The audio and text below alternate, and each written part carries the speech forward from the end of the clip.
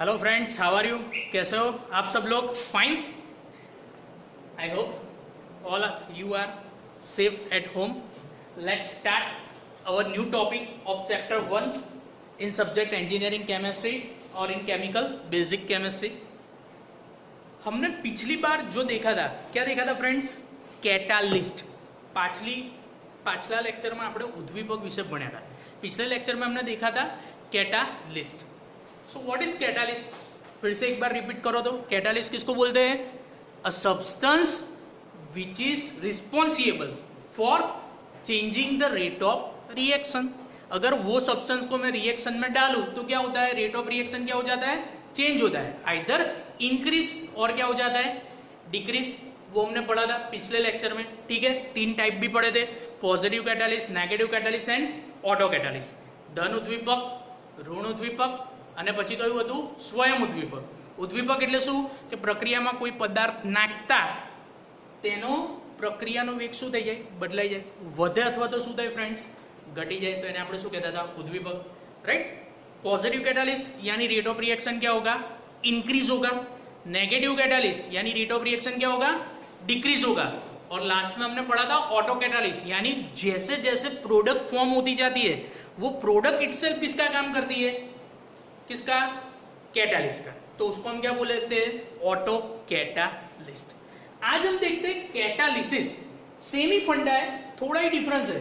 So what is catalysis? Catalysis क्या है friends?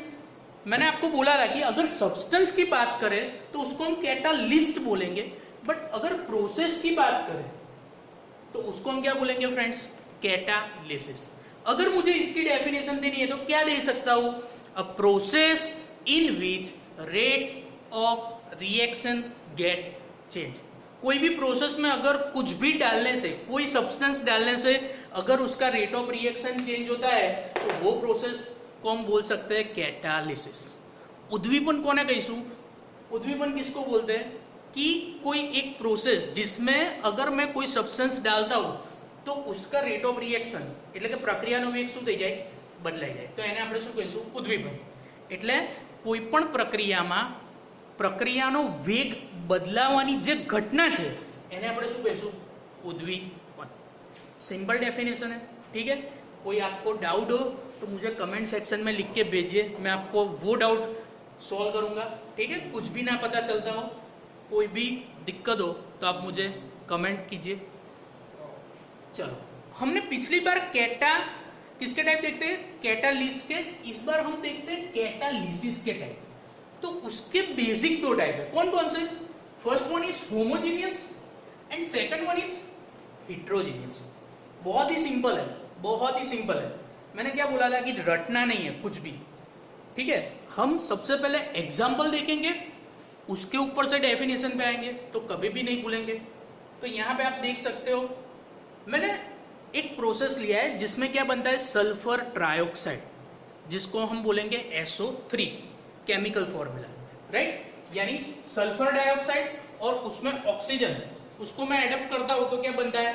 मेरा सल्फर ट्राइऑक्साइड. दोनों प्रोसेस मैंने सेम लिखे. मुझे आप देख के ये बताओ कि ये प्रोसेस में और ये प्रोसेस में डिफरेंस कहां है? बता सकते हो? है ना? बहुत इजी है सर, बता सकते हैं. यहां पे मैं यूज कर रहा हूं कैटालिस्ट, जो क्या है? Nitrogen oxide. राइट, और यहां पे कैटालिस्ट यूज कर रहा हूं जो क्या है? Platinum foil. ठीक है, बहुत अच्छा, बहुत बढ़िया. दिख रहा है सभी को?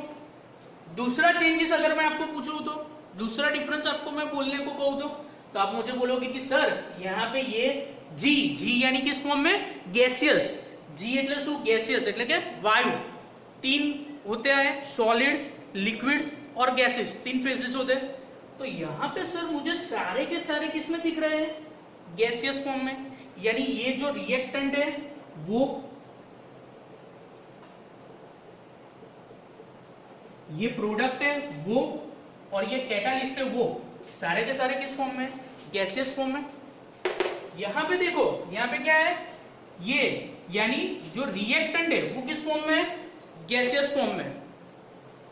प्रोडक्ट है वो किस फॉर्म में? गैसियस फॉर्म में. बट ये चीज यानी कैटालिस्ट है वो किस फॉर्म में है? સોલિડ ફોર્મમાં જોઈને ઇઝીલી કહી શકો બરાબર શું કે આમાં ત્રણે ત્રણ કઈ અવસ્થામાં છે ગેસિયસ એટલે કે વાયુ અવસ્થામાં છે પણ આની અંદર આ વાયુ અवस्थाમાં આ પણ વાયુ અવસ્થામાં પણ આની અवस्था શું છે सॉलिड એટલે કે घन डिफरेंस पता चल रहा है बस बहुत सिंपल है फ्रेंड्स तीन चीज याद रखनी है कौन कौन सी तीन चीज सबसे पहले रिएक्टेंट प्रोडक्ट और कैटालिस्ट वो आपने देखा पिछले लेक्चर में तो जो भी कैटालिसिस की हम बात कर रहे हैं अगर उसमें तीन कौन कौन से रिएक्टेंट प्रोडक्ट एंड कैटालिस्ट तीनों के अगर फिजिकल स्टेट सेम है फिजिकल स्टेट यानी उसका क्या बोलते हैं तीनों तीन अगर सॉलिड में है तो सारे के सारे सॉलिड में होने चाहिए गैसियस में हो तो सारे के सारे किस में होना चाहिए गैसियस फॉर्म में और लिक्विड में हो तो तीनों तीन किस में होने चाहिए लिक्विड फॉर्म में अगर तीनों तीन का फिजिकल स्टेट सेम है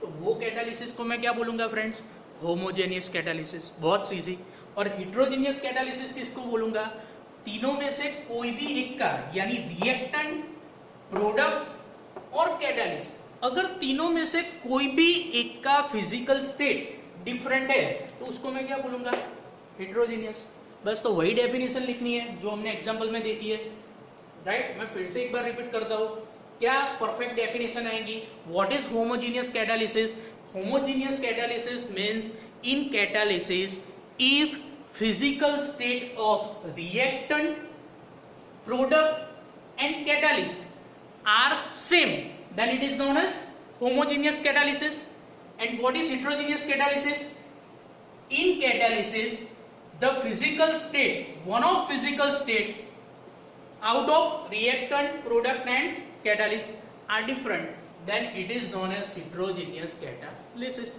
so simple समांग उद्दीपन कोने कहीशुं समांग उद्दीपन એટલે શું ત્રણ વસ્તુ છે પ્રક્રિયક છે બીજું શું છે આ નિપજ છે અને આ શું છે ઉદ્દીપક જો ત્રણે ત્રણની ભૌતિક અવસ્થા એટલે આઈધર ત્રણે ત્રણ ઘનમાં હોય અથવા ત્રણે ત્રણ શેમાં હોય પ્રવાહીમાં હોય અથવા તો ત્રણે ત્રણ શેમાં હોય વાયુમાં હોય બરાબર જો પ્રક્રિયક નિપજ અને ઉદ્દીપક ત્રણે ત્રણની ભૌતિક અવસ્થા સમાન હોય તો એવા ઉદ્દીપનને આપણે શું કહીશું समांग उद्दीपन વર્ડ પરથી યાદ રાખવાનું ત્રણે ત્રણ શું હોય ભૌતિક અવસ્થા ત્રણે ત્રણની સેમ અને વિસમાંગ ઉદ્દીપન એટલે જો ત્રણમાંથી ત્રણ એટલે કયા પ્રક્રિયક નિપજ અને ઉદ્દીપક આ ત્રણમાંથી કોઈ પણ એકની ભૌતિક અવસ્થા જુદી હોય બરાબર બાકીના બે અહીંયા કયા ફોર્મમાં છે વાયુ ફોર્મમાં અને આ શેમાં છે ઘન સોલિડ ફોર્મમાં તો કોઈ પણ એકની ભૌતિક અવસ્થા જુદી હોય તો આને આપણે શું કહીશું heterogeneous catalysis રાઈટ તો આજે આપણે આ જે ટોપિક ભણ્યા કેટાલિસિસ રાઈટ એના પછી નેક્સ્ટ લેક્ચરમાં આપણે ભણીશું કેરેક્ટરિસ્ટિક અને બીજી બે ડેફિનેશન આપણી બાકી છે ઓકે કંઈ પણ તમને ડાઉટ હોય તો મને કમેન્ટ કરો કંઈ પણ ના ખબર પડતી હોય બિંદાસ પૂછો બરાબર ટિલ ધેન એન્જોય